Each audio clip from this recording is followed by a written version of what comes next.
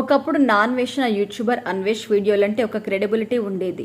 కానీ ఈ betting app వ్యవహారంలో నోటికొచ్చినట్టు పేలుతూ సోషల్ మీడియాల సెలబ్రిటీస్ని పర్సనల్గా అటాక్ చేస్తూ వాళ్ళ గురించి నీచంగా మాట్లాడుతున్నారు. వాళ్ళ చెల్లి, తల్లి, భార్య, పిల్లల గురించి పరమ అసహ్యమైన కామెంట్స్ చేస్తున్నారు అన్వేష్.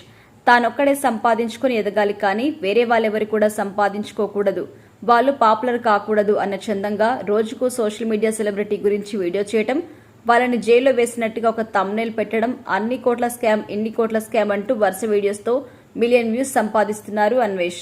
అయితే రీసెంట్గా పెహల్గాం దాడి ఘటనతో బిగ్ బాస్ హోస్ట్ నాగార్జునకి ముడిపెడుతూ అతన్ని కాల్చి పారేయాలి అంటూ నీచమైన వ్యాఖ్యలు చేశారు అన్వేష్. అంతేకాకుండా సోహెల్ మెహబూబులపై మతపరమైన వ్యాఖ్యలు చేస్తూ టెర్రరిస్టుల దాడికి వీలే కారణం అన్నట్టుగా మోకాలికి బోడిగుండికి మెలిక పెడుతూ తన మత ఉగ్రవాదాన్ని చూపించారు అన్వేష్. ఇక పెహల్గాం టెర్రరిస్టు దాడి ఘటనపై స్పందిస్తూ నా అన్వేష్ యూట్యూబర్ అన్వేష్ కి కౌంటర్ ఇచ్చారు బిగ్ బాస్ కంటెస్టెంట్. రిపీట్. ఇక పెహల్గాం టెర్రరిస్టు దాడి ఘటనపై స్పందిస్తూ నా అన్వేషణ యూట్యూబర్ అన్వేష్ కి కౌంటర్ ఇచ్చారు బిగ్ బాస్ కంటెస్టెంట్ సోహెల్. టెర్రరిస్టులు దాడి చేయడంతో భారతీయుడు అనే ప్రతివాడికి కోపం ఉంది, వాళ్ళు దొరికితే చంపేద్దాం అన్నంత కోపంలో ఉన్నారు. కానీ వాడెవడో అటాక్ చేస్తే యూట్యూబ్లో నా పేరు, మెహబూబ్ పేరు, ఇమ్రాన్ పేర్లు పెట్టి మమ్మల్ని ఉగ్రవాదులు అని అంటున్నారు. ఒక భారతీయుడు ఇంకో భారతీయుడి గురించి ఇంత దారుణంగా మాట్లాడుతున్నారు. ఇండియా అంటేనే భిన్న మతాలు, భిన్న సంప్రదాయాలు, అదే బ్యూటీ ఆఫ్ ఇండియా అంటే. వందే మాతరం, భారత్ మాతాకి జై అంటూ పెరిగిన వాళ్ళం. కానీ ఈ మధ్య కాలంలో ఎక్కడో జరిగిన దానికి ఇక్కడ ఉన్న వాళ్ళని మతం పేరుతో టార్గెట్ చేస్తున్నారు. బెట్టింగ్ యాప్ గురించి నన్ను తిట్టు, పడతాను, కానీ దానికి ఉగ్రవాదానికి లింక్ పెట్టి మమ్మల్ని ఉగ్రవాదులు అంటున్నారు. ఆ మాట అనడం నాకు చాలా బాధ కలిగిస్తుంది. కానీ వాడెవడో నన్ను ఉగ్రవాది అన్నంత మాత్రాన నేను ఉగ్రవాదిని కాదు. నేను ఇండియన్ ముస్లిం అని గర్వంగా ఫీల్ అవుతున్నా. నేను భారతీయుడిగా పుట్టినందుకు గర్వపడుతున్నా. కులం, మతం లేకుండా పెరిగిన వాణ్ణి. నేను శివుడికి పాలాభిషేకం చేశాను. రంజాన్లో హిందూ ఫ్రెండ్స్ అంతా మా ఇంటికొచ్చి ఖురాన్ చదివేవారు. గ్లాడ్విన్ అని క్రిస్టియన్ ఫ్రెండ్ ఉన్నాడు, వాడితో కలిసి మేమంతా చర్చికి కూడా వెళ్లేవాళ్ళం.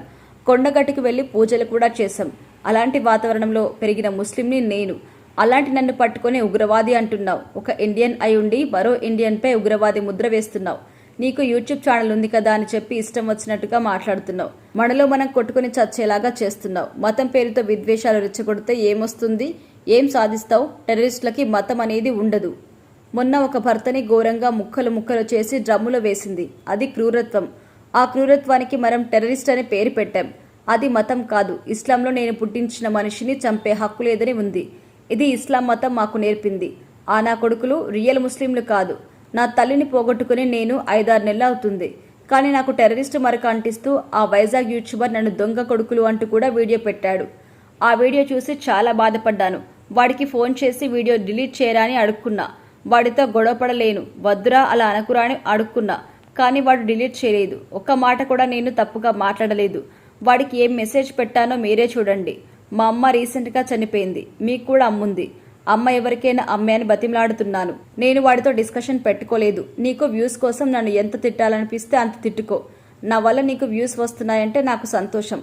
నేను తప్పు చేస్తే తిట్టే హక్కు నీకుంది, కానీ నా తల్లిని తిట్టే హక్కు లేదుగా. నా తల్లి ఏం తప్పు చేసింది? అక్కడెక్కడో ఎవడో ఏదో తప్పు చేస్తే దానికి మా అమ్మని తిడితే ఏమొస్తుంది అంటూ ఆవేదన వ్యక్తం చేశాడు సోహెల్.